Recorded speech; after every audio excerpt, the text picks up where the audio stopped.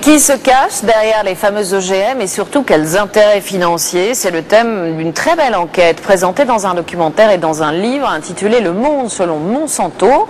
Monsanto, c'est cette énorme firme implantée aux États-Unis, dans le Missouri, et qui a réussi à convaincre des millions d'agriculteurs dans le monde d'utiliser ces semences transgéniques avec à la clé d'énormes profits. Édouard Bergeon. MON 810, le maïs Monsanto cultivé en France sur 22 000 hectares l'an dernier, est né de la recherche américaine.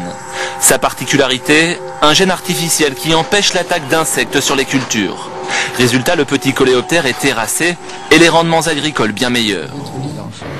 Le MON 810 est un des produits rentables du géant agroalimentaire Monsanto, tout comme le Roundup, un désherbant commercialisé depuis plus de 30 ans. Maïs, soja, coton, Monsanto est le 3e producteur mondial de semences et le numéro 1 en biotechnologie avec 90% du marché. OGM, ce sont bien ces 3 lettres qui défraient la chronique. Chez Monsanto, on réfute en bloc les enquêtes inquiétantes sur la toxicité et la dissémination de ces organismes génétiquement modifiés.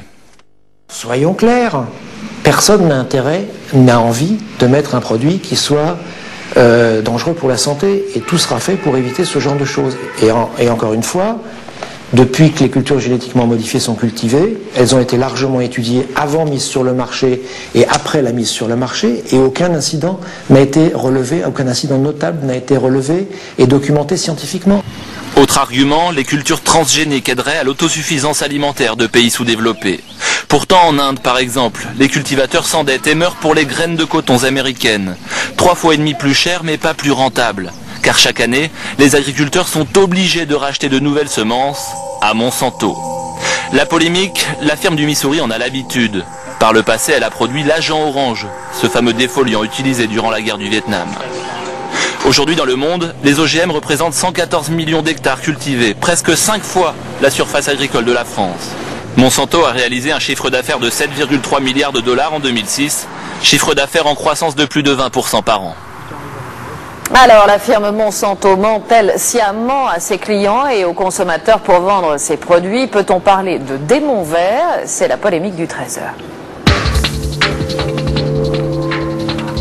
Une polémique à laquelle participe Marie-Monique Robin. Bonjour, merci d'être avec nous. Vous êtes journaliste d'investigation et auteur du livre et du documentaire intitulé Le Monde selon Monsanto. Pourquoi d'abord avez-vous décidé, vous personnellement, de mener cette enquête?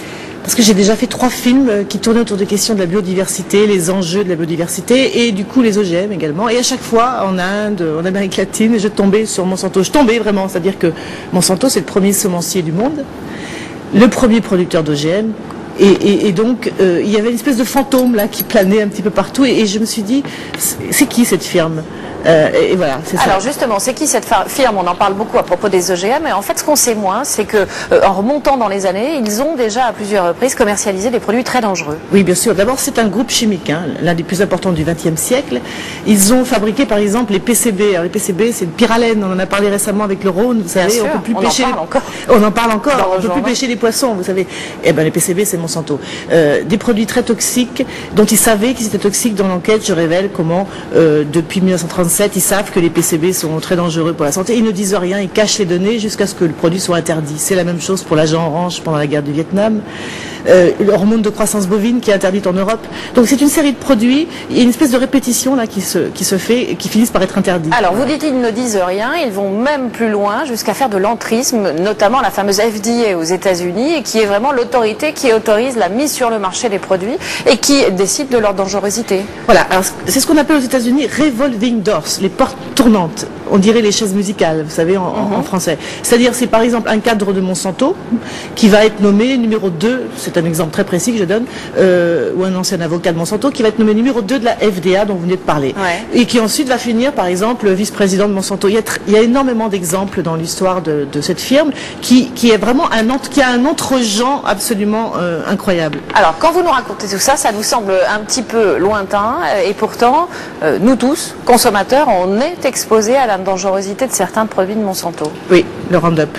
le Roundup, l'herbicide le plus vendu au monde depuis 30 ans.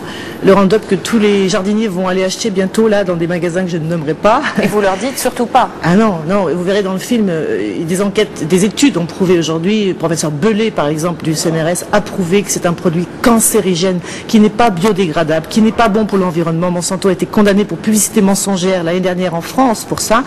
Aux États-Unis 10 ans plus tôt, c'est un perturbateur endocrinien. Si vous voulez l'utiliser, un masque, une combinaison, vous voyez, non, c'est une urgence sanitaire de le savoir. Vous dites que c'est l'amiante de demain. Oui, c'est ce que dit le professeur Belay aujourd'hui. Il dit c'est l'amiante de demain. Est-ce que vous avez subi des pressions? Est-ce que les gens qui témoignent dans votre documentaire ont subi, on va dire, des méthodes d'intimidation de la part du groupe Monsanto, on l'imagine? Alors, moi, personnellement, je n'ai pas subi de pression pour l'instant. Je surveille ça de très près. Je n'en ai pas eu. Je sais qu'ils me suivent, ils savent ce que je fais, etc.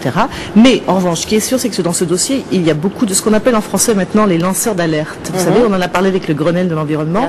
Il y a un statut qui est en cours d'élaboration pour les protéger. Ce sont des gens qui sont au sein des agences gouvernementales et qui à un moment vont dire attention, ce produit, il faut faire attention, et qui vont, c'est ce que j'ai constaté dans ce dossier, qui vont se faire licencier, qui vont se faire harceler, des journalistes aussi, des scientifiques. Donc vous voyez, il y a tellement peu de transparence autour de cette firme que on finit par se demander pourquoi. Voilà. Merci à vous, Marie-Monique Robin. Je rappelle le titre de votre livre et de votre documentaire, c'est Le Monde selon Monsanto. Merci encore.